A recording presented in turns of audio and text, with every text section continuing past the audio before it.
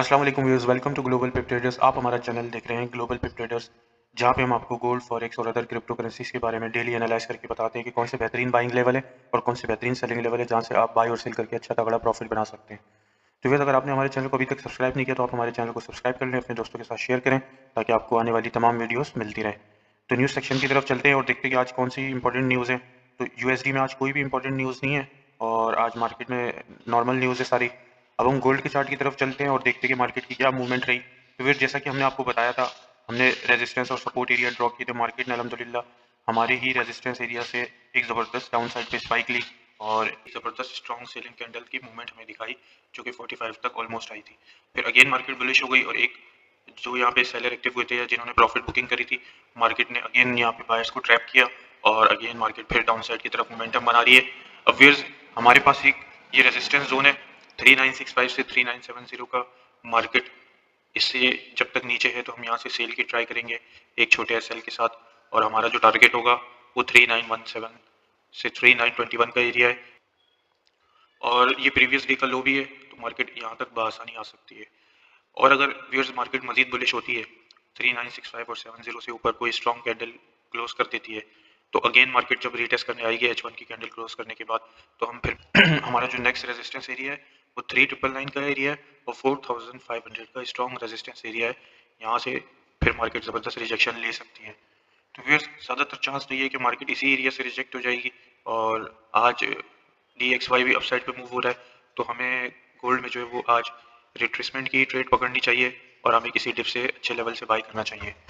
तो इस DXY के चार्ट में हम DXY देख सकते हैं, एक ज़बरदस्त डाउन साइड पे इसने बेरिश मोमेंटम बनाया, फिर अगेन मार्केट यहाँ से कंसोलिडेशन करते हुए अपसाइड पे मूव हो रही है और ये H4 की कैंडल आप देख सकते हैं DXY की, एक ज़बरदस्त H4 की कैंडल वॉल्यूम वाली क्लोज हुई है और मार्केट अपने प्रीवियस सपोर्ट एरिया की तरफ आई है। इस कैंडल का पूरा पूरा रिटेस्ट लिया है, तो DXY आज हमें अपसाइड पे मूव होता हुआ दिख सकता है और DXY का एक ये रिजेक्शन जोन है 98,377 से 98,433 का एरिया है। लेकिन हमारे ये मानना है कि DXY आज बुलिश होगा और DXY अपसाइड पे मूव हो जाएगा और DXY अपने नेक्स्ट रेजिस्टेंस एरिया की तरफ रवा दवा हो जाएगा। BTC में चलते हैं, तो बिटकॉइन में मैंने आपको बताया था ज़बरदस्त मार्केट बुलिश है और मार्केट अपने ऑल टाइम हाई के करीब जा सकती है। फिर BTC एक ज़बरदस्त हाई बना के फिर एक न्यू हाई बनाया BTC ने और आप देख सकते हैं कि BTC एक ज़बरदस्त हाई बना के 1,26,277 के एरिया तक आ गया। अगेन BTC की मार्केट एक बार यहाँ से रिजेक्ट हुई, अगेन इसी एरिया से रिजेक्ट हो रही है और बिटकॉइन में हमने एक एरिया निकाला है जहाँ से आप बाई करके एक अच्छा प्रॉफिट बना सकते हैं।